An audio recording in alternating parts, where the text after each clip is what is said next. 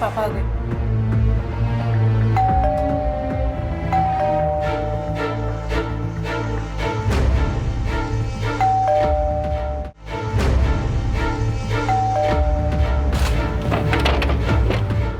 चलो चलो जल्दी चलो चलो, अरे जाओ।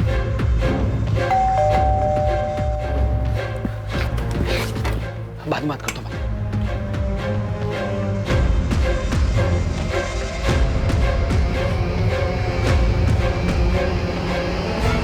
मैं शॉक्ड थी मैम। अपने डैड से इतना भी क्या डरना? अगर वो हमें साथ देख लेते तो क्या हमारी गर्दन काट देते? यार तू समझ है माली, मेरे डैड ना बिल्कुल अलग है। वो तेरे मॉम डैड की तरह बिल्कुल नहीं है। इतना डरा के रखते हैं तुझे? यार मेरे पापा की ना सोच बिल्कुल अलग है, पुराने ख्यालात के हैं, पता नहीं क्यों। और ऊपर से सोनाली दीदी का पंगा चलता रहता है घर में। यार तू जीता कैसे मयंक? तेरी जगह मैं होती ना, मैं भाग जाती है। इतना आसान नहीं है माली। और उस दिन जिस तरीके से तेरी घर की खिड़की से मुझे जंप करके भागना पड़ा, आई फील मानो मैं चोर हूँ। तू तो गुस्सा मत हो यार माली। एक तो घर में इतनी टेंशन रहती है और सोनाली और रॉकी को लेके घर में 24 घंटे रात। अब तू ही बता, उस टाइम पर तेरे और मेरे बारे में पापा को पता चलेगा तो क्या होगा यार? मुझे समझ में नहीं आता मैं तेरे हालात पे तरस खाऊं या फिर कहूं कि तू गुलामों की तरह जिंदगी जी रहा। तुझे मेरे हालात के बारे में नहीं पता। एक तो पापा का डर, ऊपर से सोनाली भी कम नहीं है। मुझे ब्लैकमेल करती है यार वो। ब्लैकमेल? पर किस लिए? मम्मी ने नहीं बताया तेरी हिमाली के बारे में। उस लड़की को हमारे घर की विंडो से जंप करके भागते देखा मैंने, और तुम दोनों को साथ में भी देखा था। तो अब आप मुझे ब्लैकमेल करोगी, है ना? तो बस इतना कह रही हूँ कि अगर तुझे हिमाली को लेके सपोर्ट चाहिए तो तू मुझे रॉकी को लेके सपोर्ट कर। पर दी पापा नफरत करते हैं रॉकी से, और आपको पीट भी चुके हैं उसे लेकर।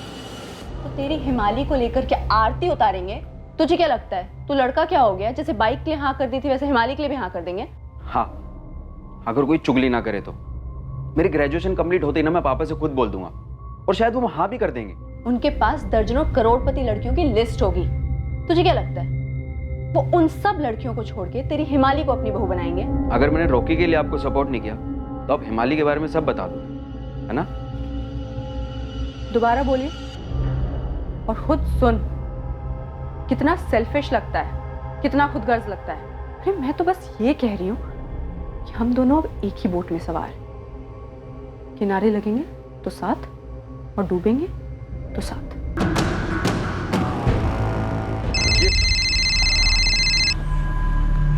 हेलो, हिमाली आहूजा? जी, आप कौन? असिस्टेंट सब इंस्पेक्टर सरिता गिल, कुंतीबाग पुलिस स्टेशन। जी मैम, बोलिए। मयंक राठी बॉयफ्रेंड है तुम्हारा? जी, वो मेरी पर्सनल लाइफ है। यहाँ किसी की लाइफ गई है, 3 लोग गायब हैं। जानती हो किस बारे में बात कर रही हूँ मैं? जी? कुंतीबाग पुलिस स्टेशन जानती होगी। आ जाओ, अभी बात करनी है तुमसे। नहीं, मैं अभी नहीं आ पाऊंगी। मेरे पास तुम्हारे घर का एड्रेस है, हम लोग वहीं आ जाते हैं। जी नहीं मैम, एक्चुअली मेरी क्लासेस है, मैं उसके बाद आती हूँ। देर नहीं होनी चाहिए। तो मेघा, तुम्हें पक्का लगता है कि मयंक जिंदा है? पक्का? मैंने कब कहा पक्का? मैंने कहा मयंक शायद जिंदा हो सकता है। मेघा, तुम्हें लगता है कि मयंक अपनी बड़ी बहन सोनाली और माँ बाप इन सब का कत्ल कर सकता है? मर्डर, और वो भी मयंक, वो भी अपनी खुद की फैमिली का? नो वे मैम, आप शायद मयंक से मिली नहीं है। मयंक इतने वॉयलेंट टाइप का है ही नहीं। इनफैक्ट मैम, मुझे मयंक के लिए डर लग रहा है। ओम रजावत राठी का किराएदार था, मारपीट के भगाया गया था इसे। तो उस लड़की सोनाली के साथ इसका कुछ चक्कर था? इसका रूम पार्टनर था विकास गोयल। उसने बताया कि सोनाली को लेकर कुछ मसला तो हुआ था। किराएदार था यहाँ पे, तो पक्का आउट ऑफ हिसार का ही होगा। आज की फैमिली नमनपुर की है, पर उन्हें इन्वॉल्व मत करना। लास्ट टाइम पता चला था दिल्ली चला गया।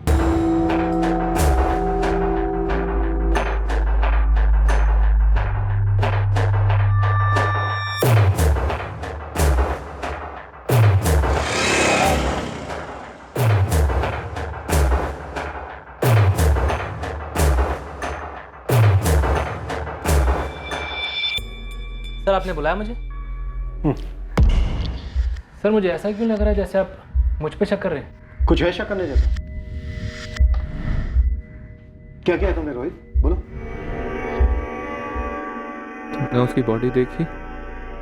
हाँ। मैंने सुना उसका गला। हाँ। कितना दर्द हुआ होगा ना उसको, कितना दर्द। पर ये तो होना ही था ना रॉकी। सर, हमारे राठी जॉइंट परिवार का सबसे पहला बच्चा हूं मैं। सोनाली से पहले पैदा हुआ था। मेरे पापा ही नहीं बल्कि बड़े पापा भी मुझे अपना सबसे फेवरेट मांगते हैं। सर बड़े पापा ने हमेशा मुझे उनका सबसे बड़ा बेटा कहा है। मयंक और सोनाली से कभी अलग नहीं समझा उन्होंने मुझे। पर कार शोरूम के लिए तुम्हें पैसे नहीं दिए ना? सही है सर, कुरेद कुरेद कर एक आधी खबर आपके हाथ लगी है और आप लगे कहानियां बुनने के लिए। ठीक है, पूरी कहानी तुम सुना दो। सर पूरी कहानी ये है कि ये सही है कि उन्होंने शोरूम के लिए मुझे पैसे नहीं दिए थे, लेकिन मेरे गैराज के लिए पैसे बड़े पापा ने ही दिए थे। बड़े पापा 4 मैकेनिक भी रेडी हैं ज्वाइन होने के लिए। जगह भी देख लिए, बहुत अच्छी जगह है। मुझे लगता है तू अच्छा काम करेगा इसमें। लागत कितनी बेटा इसमें? कुल मिला के 15 लाख का इन्वेस्टमेंट है बड़े पापा, लेकिन रिकवरी के अच्छे चांसेस हैं। हाईवे है ना, एकदम हाईवे के साथ लगी हुई जमीन है। मैं 20 लाख दूंगा तुझे, ढंग से जमा की गैराज खोल और अपना बिजनेस शुरू कर। थैंक यू बड़े पापा, thank you very much. Sir ये रिश्ता है हमारा सगे बाप बेटे जैसा। और एक कार शोरूम की बात, तो उन्हें लगा कि गाड़ियों की मार्केट डाउन होने की वजह से अभी सही समय नहीं है इस बिजनेस का। मैंने उनकी राय मान ली। तगड़ी समझ है सर उनको बिजनेस की। तगड़ी जमीनें भी हैं, तगड़ा बैंक बैलेंस भी है। पहले से है सर। और 4 साल पहले मेरे पापा और बड़े पापा ने चंडीगढ़ में अपनी पुश्तैनी जमीन बेची थी, जिसके अच्छे खासे पैसे मिले थे। और अब रतन राठी की बेटी मारी गई है, खुद रतन राठी और उनका परिवार गायब है। तो सर आपको लगता है कि इसमें मेरा हाथ है? सर मैं अब आपको कैसे समझाऊं, हमारे परिवार तो अलग अलग परिवार नहीं है। सोनाली मेरी सगी छोटी बहन थी, मयंक मेरा सगा छोटा भाई है। सर अगर आपको कोई भी सबूत मिलता है ना कि सोनाली को मैंने मारा या मैं किसी भी तरह इसमें इन्वॉल्व था, तो सर आप मुझे कोर्ट मत लेके जाइएगा, वहीं के वहीं गोली मार दीजिएगा मुझे। और तुम्हें इस बात का पूरा यकीन है कि हमें कोई सबूत नहीं मिलेगा? सर मुझे पूरा यकीन है कि सोनाली को रॉकी नहीं मारा है और उसने बड़े पापा, बड़ी माँ और मयंक के साथ कुछ करवा दिया है। मैं इस बात से हैरान हूं सर कि आपने अभी तक रॉकी पर रस्सी क्यों नहीं कसी है? जिस चीज पर कसी जानी चाहिए कसी जा रही। यानी कि मुझ पर, है ना सर? सर मैं जानता हूं कि मेरा नाम गिरीश दहिया ने आपको बताया, पर सर आप ये नहीं जानते कि रॉकी ने उस गिरीश को अपनी जेब में रखा हुआ है। रॉकी के पास कोई जादू की छड़ी है जिससे वो किसी को भी अपनी जेब में रख लेगा? सर आप उस रॉकी को नहीं जानते, लेकिन मैंने उसे बहुत करीब से देखा है। सर वो लोगों का ब्रेन वॉश कर रहा है, अपने आप को बचाने की कोशिश कर रहा है वो।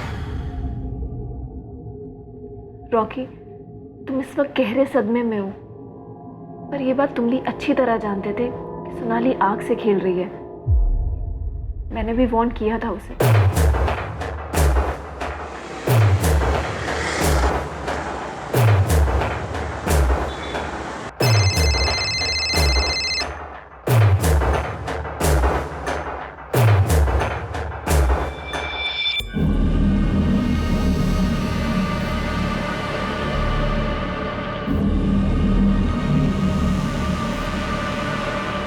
क्या बात है करण, ना तो काम पर जा रहा है ना कुछ बता रहा है।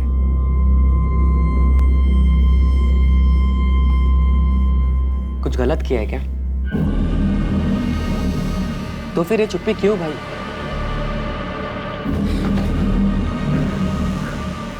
देख, अगर गलती से कुछ हो गया तो बता दे मुझे। हर चीज का हल होता है, मैं संभाल लूंगा। अच्छा बोल, क्या हुआ? आप क्या कह रही हैं मैम? मयंक कहाँ है हिमाली? मुझे क्या पता, मुझे खुद न्यूज़पेपर के जरिए पता चला कि मयंक की सिस्टर का मर्डर हो गया और उसका पूरा परिवार गायब है। फोटो छपे थे, शायद आप ही लोगों ने छपवाए होंगे। तुम इतना क्यों उत्तेजित हो रही हो? क्योंकि आप मुझसे ऐसे सवाल किए जा रही हैं। मुझे क्या पता कि मयंक कहाँ है। मयंक की सिस्टर का मर्डर हुआ है, तुम्हारा बॉयफ्रेंड और उसके माँ बाप गायब है। तुम पे कोई खास असर नजर नहीं आ रहा है। मुझे समझ में नहीं आ रहा आप मुझसे चाहती क्या है। आपसे किसने कहा कि मुझे पता होगा मयंक कहाँ है? मेघा ने आपसे चुगली की है। तुम कुछ तो जानती हो हिमाली। देखो हम तुम्हारा फोन 24 घंटे टैप कर रहे हैं, तुम पे नजर भी रखे हुए हैं। अगर तुम ये सब अवॉइड करना चाहती हो तो बोल दो सब कुछ। क्या सब कुछ? हमें पता चला है तुम मयंक के टच में हो। मैम वो मेघा बकवास कर रही है, जलती है वो मुझसे, इसीलिए मेरे बारे में फालतू अफवाहें फैलाती है। मयंक और मेरे बीच ऐसा कुछ सीरियस नहीं है। इवन मैं तो इस झमेले में फंसना भी नहीं चाहती। मयंक अपने डैड से इतना डरता है, इतना डरता है।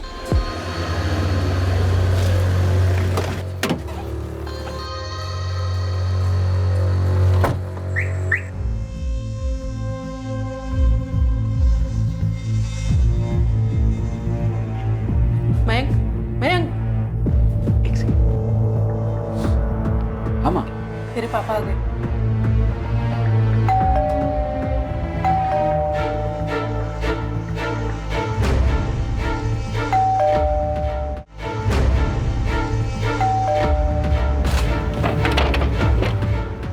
चलो जल्दी चलो चलो, अरे जाओ।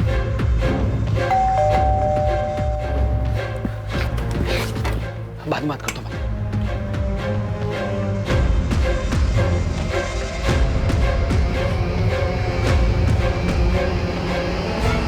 मैं शॉक्ड थी मैम। अपने डैड से इतना भी क्या डरना? अगर वो हमें साथ देख लेते तो क्या हमारी गर्दन काट देते? यार तू समझ है माली, मेरे डैड ना बिल्कुल अलग है। वो तेरे मॉम डैड की तरह बिल्कुल नहीं है। इतना डरा के रखते हैं तुझे? यार मेरे पापा की ना सोच बिल्कुल अलग है, पुराने ख्यालात के हैं, पता नहीं क्यों। और ऊपर से सोनाली दीदी का पंगा चलता रहता घर में। यार तू जीता कैसे मयंक? तेरी जगह मैं होती ना, मैं भाग जाती है। इतना आसान नहीं है माली। और उस दिन जिस तरीके से तेरी घर की खिड़की से मुझे जंप करके भागना पड़ा, आई फील मानो मैं चोर हूँ। तू तो गुस्सा मत हो यार माली। एक तो घर में इतनी टेंशन रहती है और सोनाली और रॉकी को लेके घर में 24 घंटे राख। अब तू ही बता, उस टाइम पर तेरे और मेरे बारे में पापा को पता चलेगा तो क्या होगा यार? मुझे समझ में नहीं आता मैं तेरे हालात पे तरस खाऊं या फिर कहूं कि तू गुलामों की तरह जिंदगी जी रहा। तुझे मेरे हालात के बारे में नहीं पता। एक तो पापा का डर, ऊपर से सोनाली भी कम नहीं है यार। मुझे ब्लैकमेल करती है यार वो। ब्लैकमेल? पर किस लिए? मम्मी ने नहीं बताया तेरी हिमाली के बारे में। उस लड़की को हमारे घर के विंडो से जंप करके भागते देखा मैंने, और तुम दोनों को साथ में भी देखा था। तो अब आप मुझे ब्लैकमेल करोगी, है ना?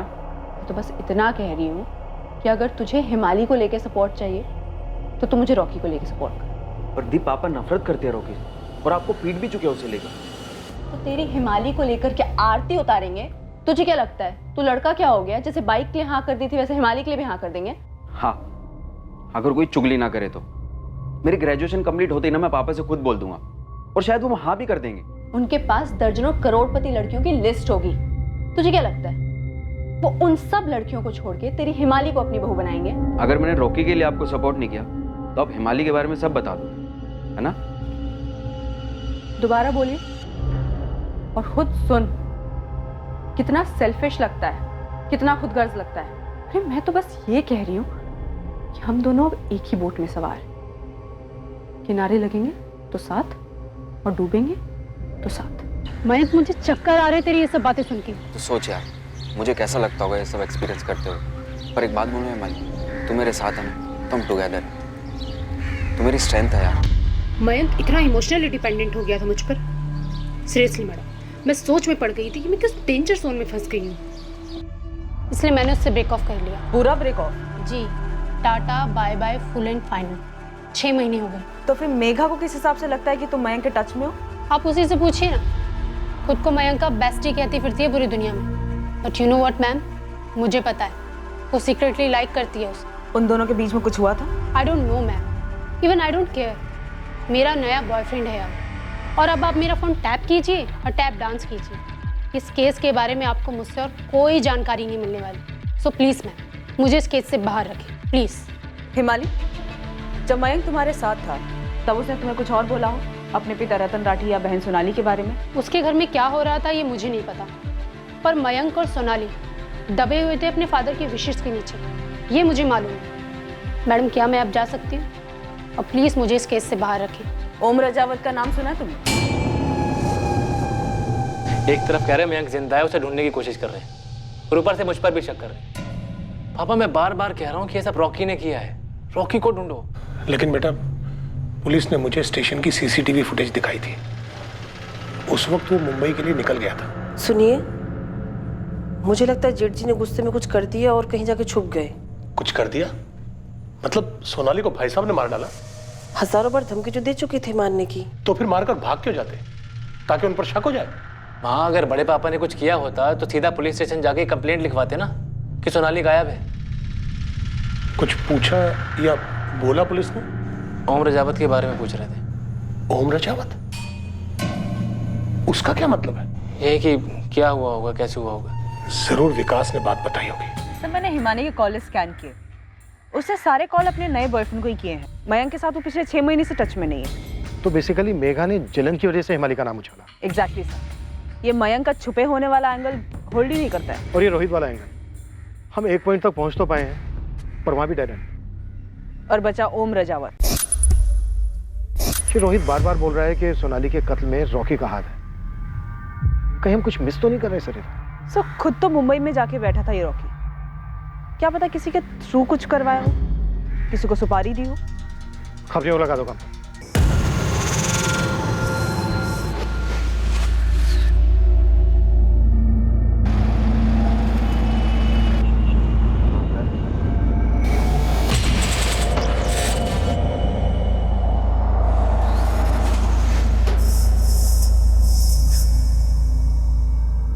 ये आपका ओम रजावत यहाँ गुरुग्राम में रहता है, पिछले 1 साल से बीपीओ में काम कर रहा है। क्या लगता है? यहाँ तो गुड बॉय बना हुआ है साहब, लेकिन फिर भी नंबर भेजता हूँ आपको। रिपोर्ट कार्ड मंगवा लीजिए टेलीफोन कंपनी से, यदि कोई लाल मार्किंग होगी तो दिख जाएगी।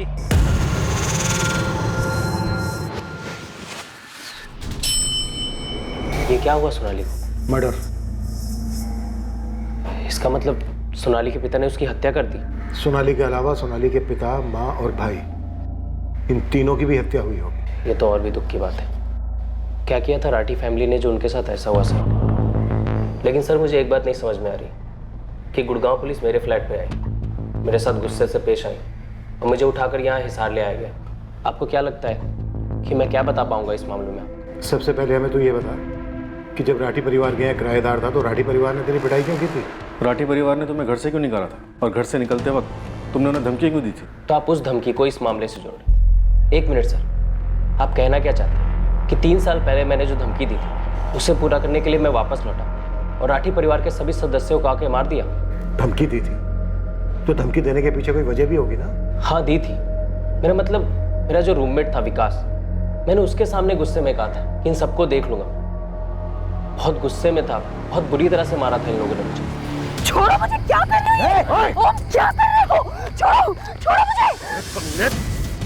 तेरी सोनाली क्या हुआ बेटा? पापा पता नहीं, मैं तो सो रही थी, अचानक से मेरे ऊपर। सोनाली नीचे जा, जा नीचे। विपिन जी एक बार मेरी बात सुनेंगे? चुप! कल सुबह सूरज निकलने से पहले अगर तो अपना सामान लेके यहाँ से नहीं निकला तो उन्हें सीधा शमशान भेज दूंगा, समझा? एक बार मेरी बात। अबे चुप, चुप साले चुप! सब देखा हमने। टांगे तोड़ के छत से नीचे फेंक दूंगा। दीवार तो क्या सीढ़ी चढ़ने का लाठी देगा? क्या करी समझा? निकल! चल! उस रात सोनाली की भी जम के पिटाई हुई थी। मेरी क्या गलती है पापा? गलती है तेरी गलती। छत पे जाके सोने की क्या जरूरत थी आपको? दी पिताजी हवा में सोने गई थी। हवा कहाँ है? दिखा कहाँ है हवा? खुला न्योता दिया तूने उस कमीने उनको। वो कुत्ता दीवार चढ़ के आ गया तेरे पास। मैंने कोई न्योता बता नहीं दिया, मुझे क्या पता था कि वो दीवार चढ़ के ऊपर आ जाएगा। खबरदार तू आज के बाद छत पर कदम भी रखा था। सोनाली के कमरे में उसकी पिटाई हुई, उसके साथ गाली गलौज हुई, ये बात तुझे कैसे पता चली? पूछिए कैसे पता? कैसे पता?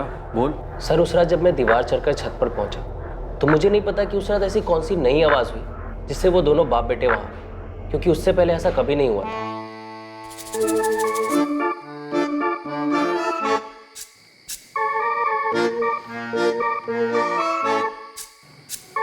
जितनी देर क्यों लगा दी?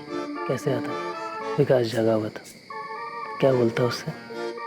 वो हर रात छत पर आती और हम मिलते थे, पर उस रात पता नहीं वो दोनों बाप बेटे कैसे आ धमके और रंगे हाथों पकड़े जाने पर सोनाली का एक अलग ही रूप देखने को मिला। ओम, क्या कर रहे हो? छोड़ मुझे, छोड़ मुझे। किसी को भी गुस्सा आएगा ना सर। जब मैं बैग पैक करके निकल रहा था तो मैंने गुस्से में विकास को बोला था कि इन सबको देख लूंगा मैं, पर इसका मतलब ये नहीं था कि खून वून कर दूंगा। मैं एक पढ़ा लिखा सॉफ्टवेयर इंजीनियर हूँ सर, मेरे आगे मेरा पूरा करियर था और इस तरह जलील किया गया मुझे। देख लूंगा से क्या मतलब था तेरा? क्या इरादा क्या था तेरा? मैं चाहता था कि सीधे उनके घर पे जाऊं और बेल दबाकर सिर्फ एक बात पूछूं कि सालो तुम्हारी बेटी ने सिर्फ तब चिल्लाया छोड़ो मुझे जब तुम दोनों वहां आ धमके। अगर मैं उसके साथ जबरदस्ती ही कर रहा था तो वो पहले क्यों नहीं चिल्लाई? पर तूने ऐसा नहीं किया और चुपचाप वहां से निकल गया। हाँ एक्चुअली मैं ऐसा करने जा ही रहा था, तभी सोनाली का मैसेज आया मुझे। ओम आई एम वेरी सॉरी यार, तुम्हें पीटा गया और गलत समझा गया। मेरी भी सॉलिड पिटाई हुई। प्लीज़ सीधे चले जाओ, उन्हें मेरी सच्चाई मत बताना प्लीज़ यार। उन्हें सच्चाई पता चली तो मेरे टुकड़े हो जाएंगे। सीरियसली मैं तुझे हमेशा याद रखूंगी। प्लीज़ इस बात को यही भुला कर चले जाना। प्लीज़ तेरे हाथ जोड़ती हूँ, पैर पड़ती हूँ मैं, प्लीज़। तो मैंने भी सारी बातों पे मिट्टी डाली और अपनी लाइफ में आगे बढ़ गया। कुछ और बता सकते हो जिससे हम कातिल तक पहुंच सकें? सर ये 100% मुमकिन है कि सोनाली का मर्डर राठी फैमिली ने ही किया हो। और अब जब रतन जी, मयंक और सुषमा जी गायब हैं तो ज़रूर सोनाली के साथ किसी लड़के का भी मर्डर किया हो। रॉकी सिंह, लेकिन वो तो जिंदा है। ये तो बहुत अजीब है, क्योंकि या तो दोनों को साथ में मारते या फिर पहले उसे फिर सोनाली को मारते। अगर इन दोनों को मार के राठी परिवार कहीं छुप सकता है तो वो कहाँ जा सकता है? तुम 2 साल किराएदार थे उनके, कुछ तो बता सकते हो? उतना तो कभी ध्यान नहीं दिया सर। हाँ, सोनाली के चाचा है संजय राठी और उनका लड़का रोहित, वो भी मिले होंगे इस मर्डर में। काफ़ी करीबी रिश्ता है उनका और सोच भी एक जैसी है उनकी। उन दोनों बाप बेटों पर शक है हमें, लेकिन अभी तक उनके खिलाफ कोई सबूत नहीं मिला। इनका एक और खास है, गिरीश दहिया, जो स्टोर कम चलाता है, उनकी चमचागिरी ज़्यादा करता है। पता है सर, मैं जब भी उस रात के बारे में सोचता तो अपनी पीठ थपथपाता कि उस रात मैंने जोश से नहीं होश से काम लिया। अगर उस रात गुस्से में आकर मैंने रतन राठी को सब कुछ बता दिया होता कि मेरे और सोनाली के बीच क्या चल रहा है, तो शायद उसकी मौत ही हो गई होती। फिर एक सुकून भी मिलता है कि मैंने ऐसा होने नहीं दिया, और अब देखो ऐसा ही हुआ। फिर एक हफ्ते से छपा रहे हैं सर, लेकिन कोई खबर नहीं। राठियों के बैंक अकाउंट्स में कोई मूवमेंट? No sir. रईस परिवार है। अब तक हम ये मानकर चल रहे हैं कि उन्होंने अपनी बेटी की ऑनर किलिंग की। भला कोई इतने महीनों तक अपना घर बार, इतना बड़ा बिजनेस छोड़कर कैसे गायब रह सकता? ऑनर किलिंग नहीं है, और अगर इन तीनों को कत्ल किया गया तो लाशें तो होनी चाहिए। 6 महीने बीत चुके, अभी तक कहीं से कोई मैचिंग लावारिस लाश तक रिपोर्ट नहीं हुई। तो मोटा मोटा अभी तक इस केस को लेकर हमारे पास कोई लीड नहीं। No sir. इन्वेस्टिगेशन एक डेड एंड पर आ पहुंची थी। राठी परिवार के तीनों सदस्यों की कोई खबर सामने नहीं आई थी। सोनाली का प्रेमी रॉकी और उसकी ऑफिस कलीग प्रज्ञा के बीच बढ़ती करीबी देखी गई, पर कोई ऐसा सुराग नहीं मिला जो सोनाली के कत्ल की तरफ इशारा करता। सोनाली के मर्डर को और राठी परिवार को गायब हुए अब पूरा 1 साल बीत गया, और फिर जुलाई 2018 में अचानक इस केस से जुड़ी एक बात सामने आई।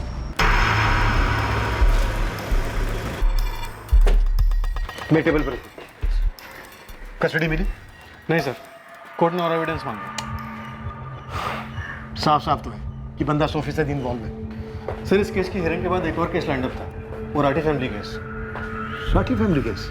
हाँ सर, वो संपत नहर पे लाश मिली थी ना, सोनाली राठी की। हाँ हाँ हाँ, बाप माँ बेटा तीनों गायब थे। सोनाली मर्डर केस में क्या मैटर आया सुनवाई के लिए? सर, ये लॉयर से पेपर्स लाया।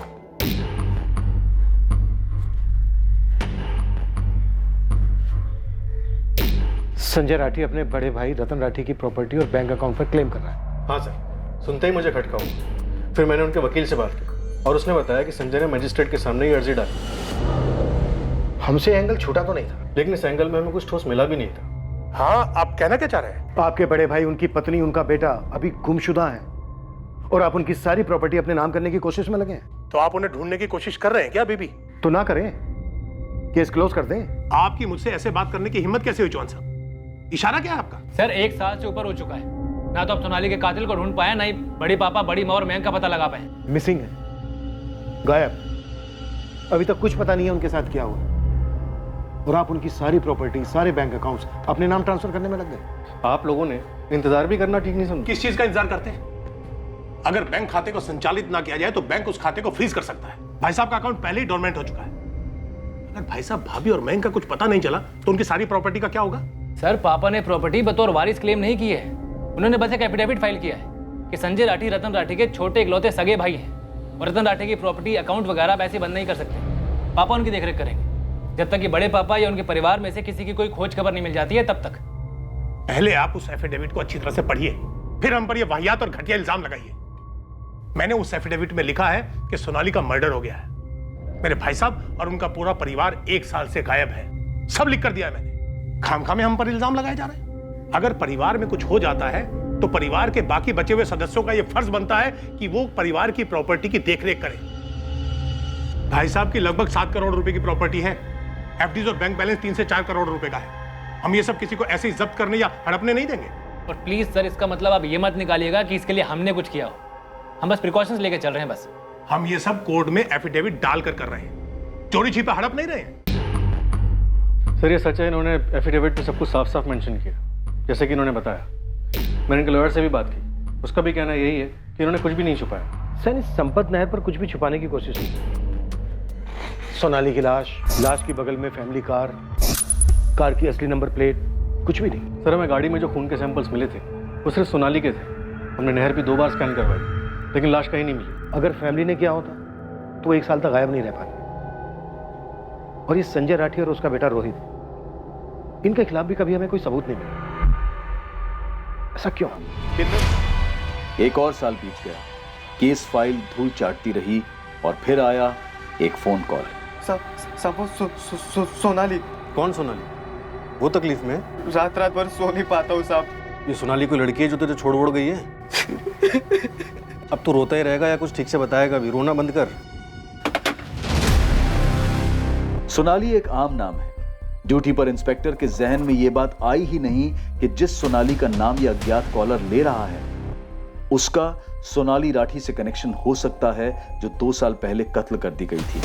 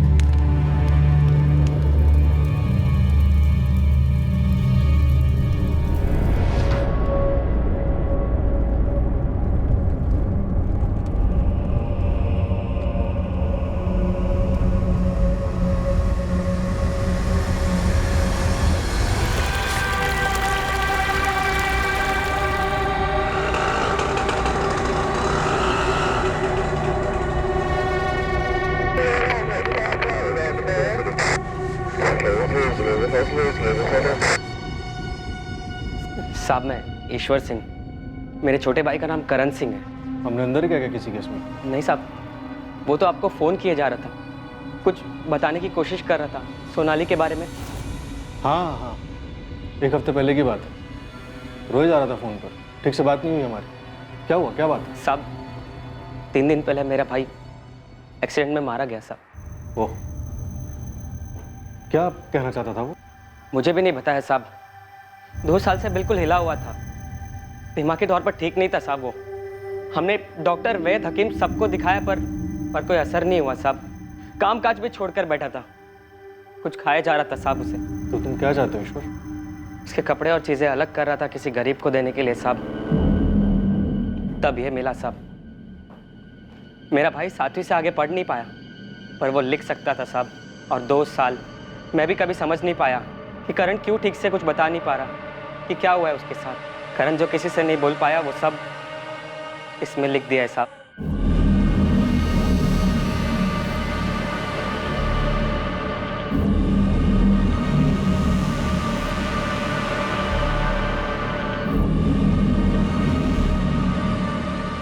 सब कुछ लिख डाला है और ऐसे लिखा है मानो उसे मालूम था कि जल्द उसकी मौत आने वाली है। ऐसा क्या लिखा है इसमें? क्या मैं पढ़ सकता हूँ? घिन आती है खुद से, रात भर सो नहीं पाता हूँ। उसका चेहरा सामने दिखाई देता है, बिल्कुल उसी तरह जिस तरह वो मरी थी। मुझे आज तक नहीं पता मैंने वो काम करने के लिए हाँ क्यों कहा। क्या गंध भर गई थी मेरे दिल में, मेरे दिमाग में, जो मैंने वो काम कबूल किया। उस लड़की का चेहरा और उन सबके चेहरे मुझे सताते हैं। वो लोग हमेशा मेरे सामने आ जाते हैं, मुझे ये एहसास दिलाने के लिए कि मैंने क्या गलती कर दी। मुझे नहीं लगता कि मैं इस जुर्म का भार लेकर और जी सकूंगा। मुझे नहीं पता मेरा क्या होगा। मैं कुछ भी करूं, आप मुझे जितने भी पैसे दे दो, पर मैंने जो गलत किया है उसका पाप कभी नहीं मिटेगा, कभी नहीं। और तुम्हें इसका बिल्कुल अंदाजा नहीं था? होता तो आपके पास ऐसे आता साहब। मैं बस अपनी भाई की हालत देख देख कर खुद ही हताश होने लगा। मैं तो सोच भी नहीं सकता था कि उसके गैराज का मालिक उससे ऐसे काम करवा रहा है। तब वो सिर्फ 17 साल का था साहब। क्यों किया ऐसे रोहित सेठ ने?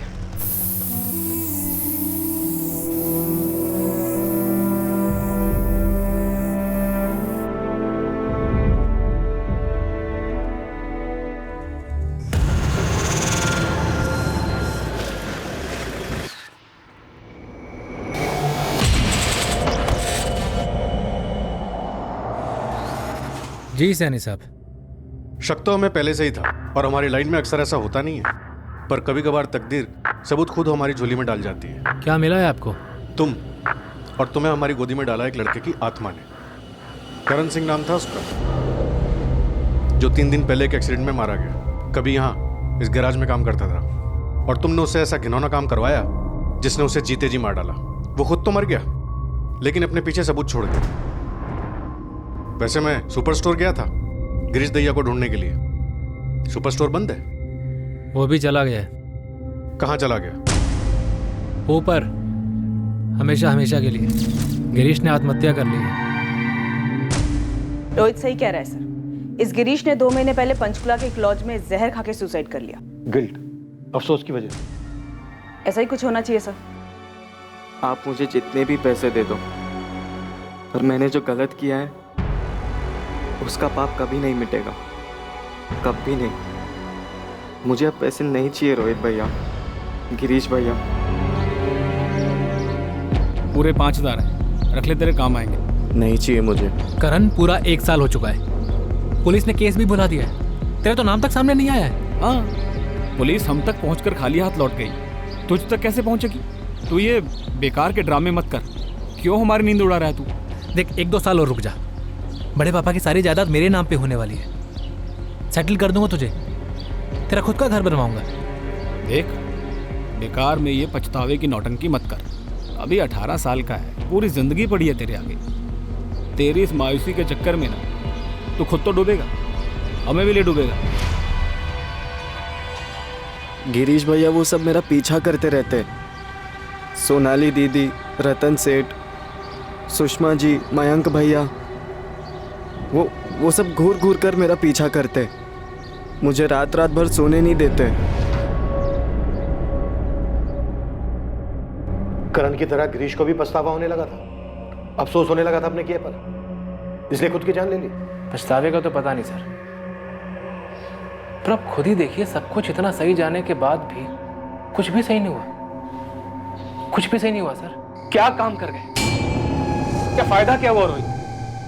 कुछ भी नहीं। क्या क्या प्लानिंग की, कैसे पुलिस को घुमाया। तुमने उन्हें रॉकी की तरफ धकेला और मैंने उन्हें तुम्हारी तरफ। एक सबूत पुलिस के हाथ नहीं लगने दिया, लेकिन आज लगभग 2 साल बाद हमारे हाथ में क्या लगा? कुछ भी नहीं। गिरीश, मुझे भी कम फ्रस्ट्रेशन नहीं है, समझा? देखो, अभी पापा ने एफिडेविट डाला है कोर्ट में, क्या बोलता मजिस्ट्रेट, लेकिन वकील ने एक बात साफ बोल दी है, जब तक पुलिस इन्वेस्टिगेशन केस क्लोज नहीं कर देती है ना, तब तक कोई फैसला नहीं आएगा। हाँ, तो चल के बता देते ना पुलिस को रोहित, चल के बता देते हैं कि रतन जी, सुषमा भाभी, मयंक, वो लोग जिंदा नहीं है। गिरीश, तू भी करण की तरह बावला हो गया क्या? मरना है तुझे? तो अभी कौन सा जिंदा है, अभी कौन सा जी रहे हैं हम?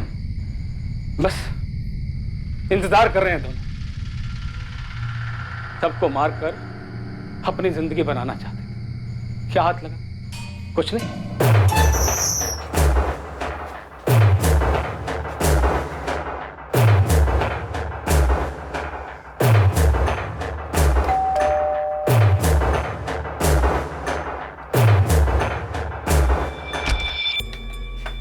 अरे रोहित बेटा। नमस्ते बड़ी मम्मी जी। अरे आ जाओ, अंदर आओ, आ जाओ।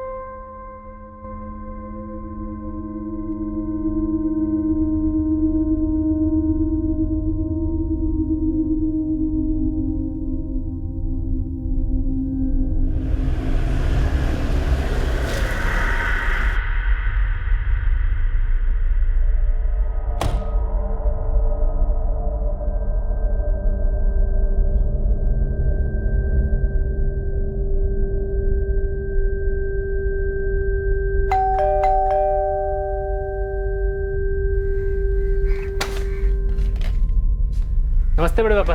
अरे रोहित, कैसा बेटा? जी अच्छा।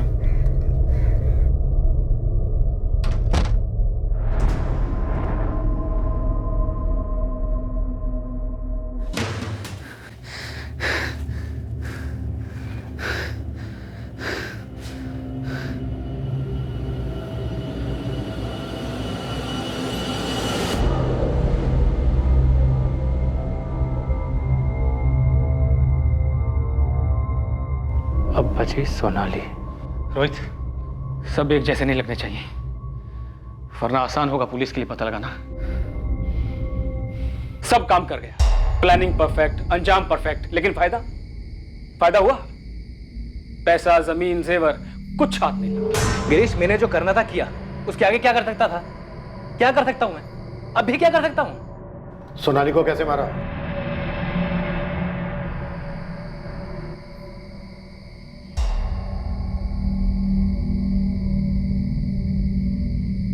अरे रोहित भैया, आप बाहर क्या कर रहे हैं? तेरा ही इंतजार कर रहा हूँ। चल, बड़े पापा, बड़ी मम्मी, मयंक सब मेरे घर पे तेरा इंतजार कर रहे हैं। बड़े पापा ने बोला कि जाओ सोनाली को लेके आओ, और गाड़ी भी साथ लेने के लिए कहा है। रोहित भैया, अगर आप सब लोग मिलके मुझे लेक्चर देने वाले हैं रॉकी को छोड़ने के लिए, तो इस बार छोड़ने के लिए नहीं, जोड़ने के लिए बोला है। मतलब तेरी और रॉकी की शादी। क्या? अरे प्लीज बाबा, अब तू कोई सवाल मत पूछियो। बड़े हाथ पैर जोड़ने पड़े मुझे बड़े पापा के और पापा के, तब जाके माने हैं वो। आपने? हाँ मुझे पता, तो ये सोच रही है ना कि मैंने भी कई कोशिशें की हैं कि रॉकी तेरी जिंदगी से चला जाए। पर यार मैंने सोचा कि मैं जब जब रॉकी से मिला हूँ, वो बंदा इतना बुरा नहीं है, प्यार भी करता है तुझसे। मैं भी करती हूँ। वो तो दिख ही रहा है। सोनाली देख, मैं बस तेरी खुशी चाहता हूँ, और तू रॉकी के बिना कुछ रह नहीं पाएगी। तो सोचा चलो तेरी खुशी के सामने हम हार जाते हैं, तो बस फिर क्या था, बात छेड़ दी शादी की घर पे, और वो मान गए हैं। थैंक यू रोहित भैया। अच्छा चल, जल्दी चल, कहीं मना ना कर दे। चल जल्दी जा।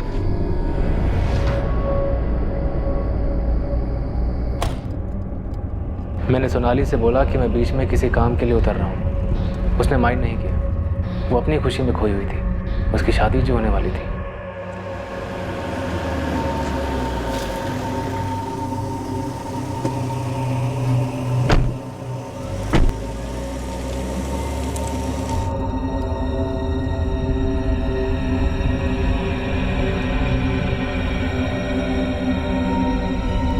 हमने सोनाली का कत्ल करण से करवाया।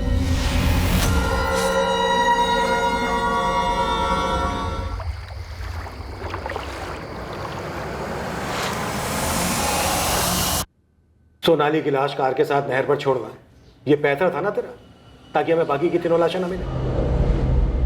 बाकी तीनों बॉडी के साथ क्या किया था? वहीं आगे नहर में बहा दिया था। सोनाली की बॉडी को नहर पर छोड़ने के बाद हम घर लौटे, सब साफ सफाई की, और बाकी तीनों लाशों को गिरीश की कार की डिक्की में डाला, और फिर नहर पहुंच गए।